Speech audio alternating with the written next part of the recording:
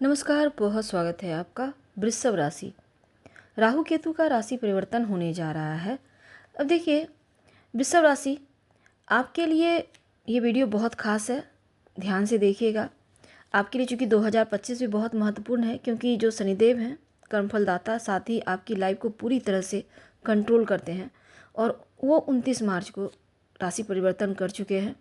देवगुरु बृहस्पति भी 14 मई को राशि परिवर्तन करेंगे और मिथुन में आएंगे आपकी राशि से निकलकर आपके धन भाव में। और राहु केतु का ये महापरिवर्तन सबसे बेस्ट रहने वाला है, क्योंकि 18 मई को 2025 को वृषभ राशि वालों आपके लिए जो राहु हैं ये महापरिवर्तन, चूँकि राहु छाया ग्रह है और आज के समय में अगर कहा जाए तो इनका प्रभाव बहुत मायने रखता है। राहु जो हैं आप एक कह सकते हैं कि आपको इच्छाओं को भड़काने वाले ग्रह हैं, या कभी कभी भ्रम भी देते हैं, कूटनीतिक ज्ञान देते हैं, चालाकी देते हैं, चतुराई देते हैं, छल भी देते हैं। तो भ्रम भी देते हैं, अगर आप भ्रम से बच जाएं तो छल से, कूटनीतिक तरीके से आप बहुत आगे जा सकते हैं। अब देखिए, सबसे चूँकि राहु और केतु दोनों छाया ग्रह हैं, चूँकि एक ही व्यक्ति हैं जो राक्षस हैं, जिन्होंने छल से अमृत पान किया था और तब उनका सर धड़ से अलग कर दिया गया था। तो राहु और केतु दो भागों में वो बढ़ चुके हैं। अब राहु पूरे 18 साल के बाद आपके दसम घर में आ रहे हैं और 18 साल के बाद 18 महीने के लिए राहु जब आपके दसम घर में रहेंगे, क्योंकि 18 महीने तक एक ही घर में रहेंगे। अब ऐसे में राहु का दसम घर में आना करियर के मामलों में, कार्य क्षेत्र के मामलों में आपके लिए बहुत शुभ होगा। और 18 साल के बाद केतु आपके चौथे घर में आएंगे। अब राहु जिस घर में बैठते हैं वहाँ पर कूटनीतिज्ञ, रणनीति या चतुराई से काम कराना या करना पसंद करते हैं। तो राहु आपके अंदर कूटनीतिक ज्ञान देंगे, चतुराई देंगे, चालाकी देंगे और बहुत ज़्यादा आपके दिमाग को चतुर चालाक बनाएंगे। अब राहु तो यहाँ पर आपको बहुत बेस्ट रिजल्ट देंगे। अब देखिए, एक और चीज़ है, आपकी कुंडली में क्या स्थिति है राहु केतु को ये तो पता नहीं, लेकिन गोचर के अनुसार करीब 70% आपसे मैच जरूर होगा। वृषभ वालों, राहु केतु का ये महापरिवर्तन, चूंकि हमने कहा कि दसम भाव में आपका राहु 18 महीने तक और केतु आपके चौथे घर में रहेगा, तो करियर का भाव है दसम घर। राहु यहाँ पर रहेगा तो करियर में एकदम से आप देखिएगा बहुत ज़्यादा चेंज आ जाएगी, आपके अंदर चेंज आएगा। आप जो सोच रहे थे करने के लिए सही तरीके से बस करते रहिए। आप देखिए कि राहु आपको कैसे कूटनीतिक ज्ञान देता है, चतुराई देता है और आप आगे बढ़ जाते हैं। वैसे हार्ड वर्क तो नहीं, स्मार्ट वर्क के जरिए आपको राहु ज़्यादा सफल बनाएगा। तो कूटनीति के ज्ञान भी देगा, रणनीति भी बनाएगा और चालाकी आपके अंदर भर भर कर देगा।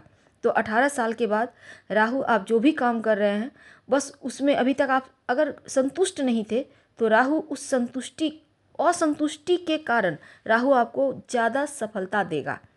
1.5 साल का वक्त है। तो वृषभ वालों समझ कर चलें कि आप वृषभ वालों की लाइफ में करीब करीब मान कर चलें कि 95% तक पूरी तरह से बदलाव इस 1.5 साल में लाएगा। आप खुद देखिएगा।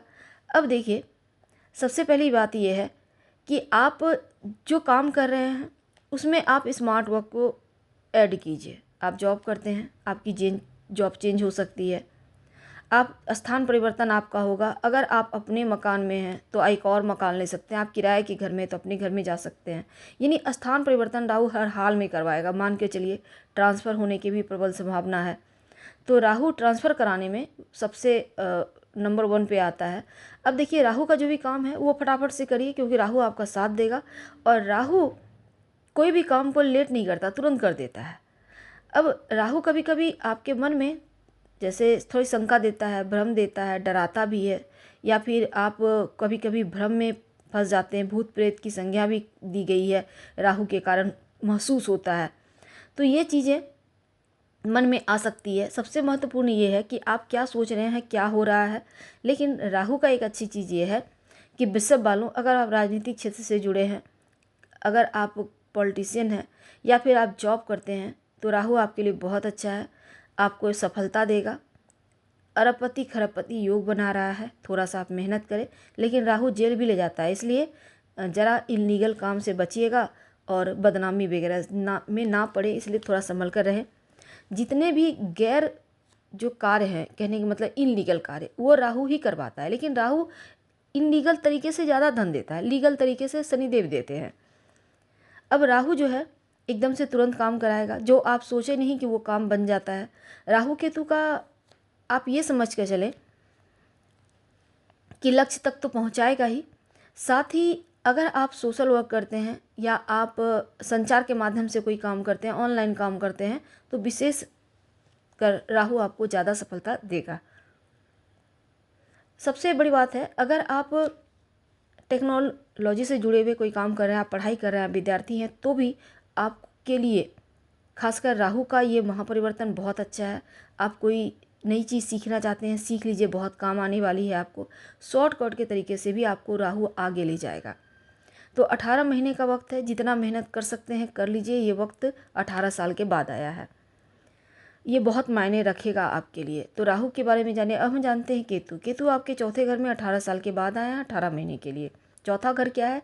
भूमि, भवन, वाहन और माँ का भाव।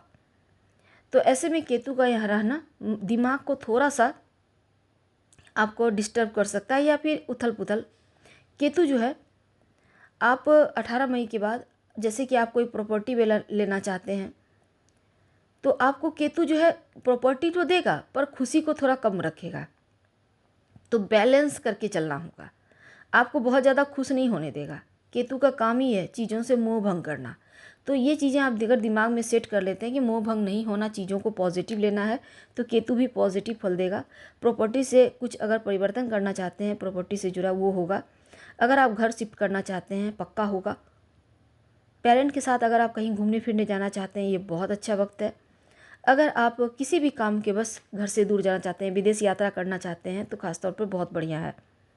हालांकि इस समय चूँकि शनिदेव और बृहस्पति, ये दोनों का भी राशि परिवर्तन, चूँकि शनिदेव का 29 को हो चुका है, बृहस्पति 14 को होंगे, आपके धन भाव में आएंगे।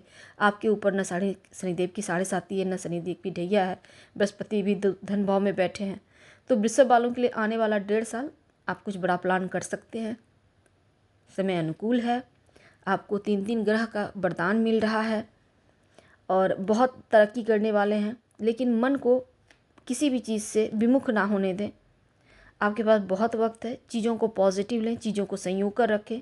चाहे कोई भी चीज़ हो, वो आपके लिए जीवित हो यानी कि निर्जीव हो या सजीव हो, तो चीज़ों से मोह भंग ना होने दें, क्योंकि केतु मोह भंग करवाएगा। इंसान हो या कोई भी चीज़ हो, किसी भी चीज़ का यूज कर रहे हैं, इसका आपको ध्यान रखना है। और सबसे महत्वपूर्ण ये है कि हनुमान चालीसा का पाठ करके ही दिन की शुरुआत कीजिएगा, तो आपके लिए बहुत अच्छा रहेगा। अपनी राशि के स्वामी को बल दें।